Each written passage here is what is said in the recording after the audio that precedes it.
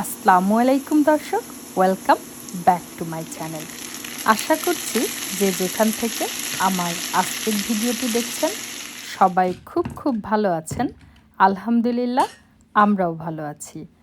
আজকে আমি একটি সবজি ভাজির রেসিপি আপনাদের সঙ্গে শেয়ার করব। আশা করছি আমার আজকের রেসিপিটি আপনাদের কাছে অনেক ভালো লাগবে।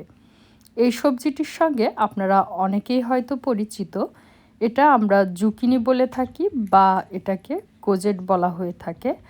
আমি পরিষ্কার ঠান্ডা পানিতে প্রথমে জুকিনিগুলো ভালোভাবে ধুয়ে নিয়েছি, তারপর একটি পিলারের সাহায্যে এইভাবে ছুলে নিচ্ছি।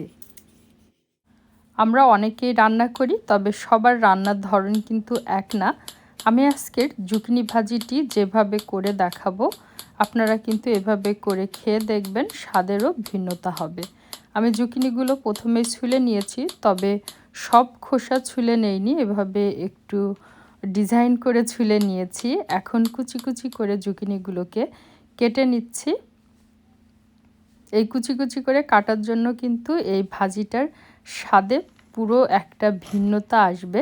সবগুলো জুকিনি কাটা হয়ে গিয়েছে। আমি এখন একটি বলে উঠিয়ে নিলাম। তারপর প্রথমে আমি দিয়ে দেব স্বাদ অনুযায়ী লবণ দিয়ে খুব ভালোভাবে মাখিয়ে নিতে হবে। এতে করে জুকিনি থেকে বাড়তি পানি বেরিয়ে যাবে এবং ভাজিটাও অনেক সুন্দর ঝরঝরে হবে।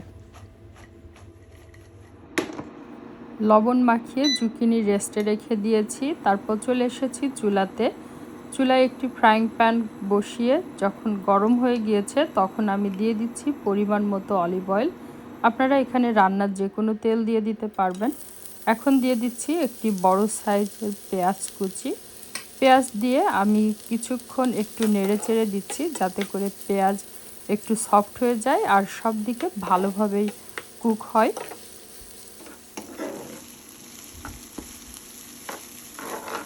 পেঁয়াজ আমি 2 মিনিট মতো ভেজে নিয়েছি। তারপর একটু মাঝখানে জায়গা করে নিয়ে এখন দিয়ে দিচ্ছি 3 টুকরা রসুন কুচি করে নিয়েছি। আরও দিয়ে দিলাম বেশ কিছু শুকনা মরিচ।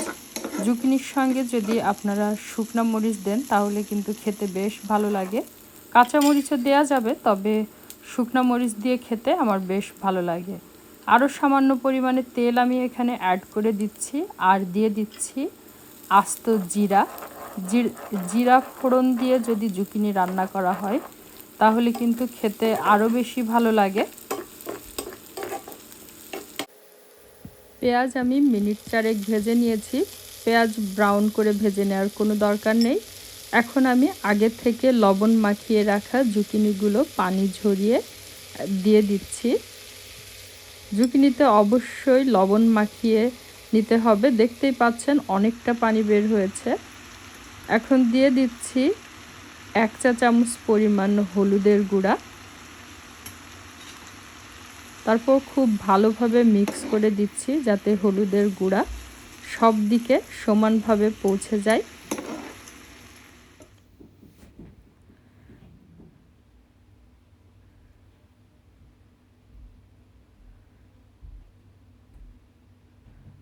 খুব ভালোভাবে মিক্স করে নিয়ে এখন আমি একটি ঢাকনা দিয়ে ঢেকে দিচ্ছি।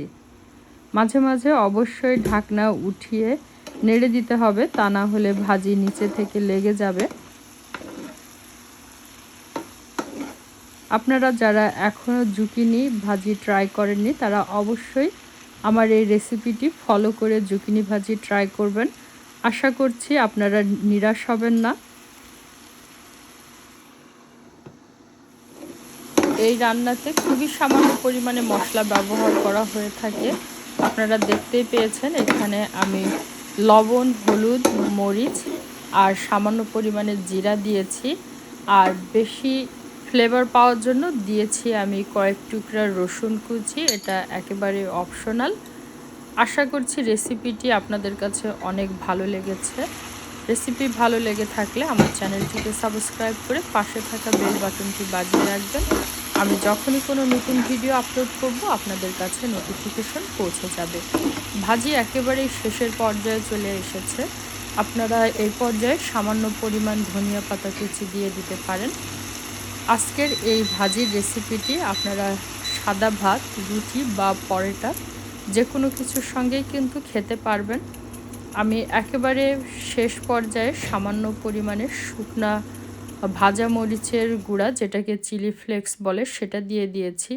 এতে করে ভাজিটা আরও বেশি ভালো লাগবে। তো সবাই ভালো থাকবেন, আমাদের জন্য দোয়া করবেন। পরবর্তী রেসিপি দেখার আমন্ত্রণ জানিয়ে আজ আমি এখানে বিদায় নিচ্ছি। আল্লাহ হাফেজ, আসসালামু আলাইকুম।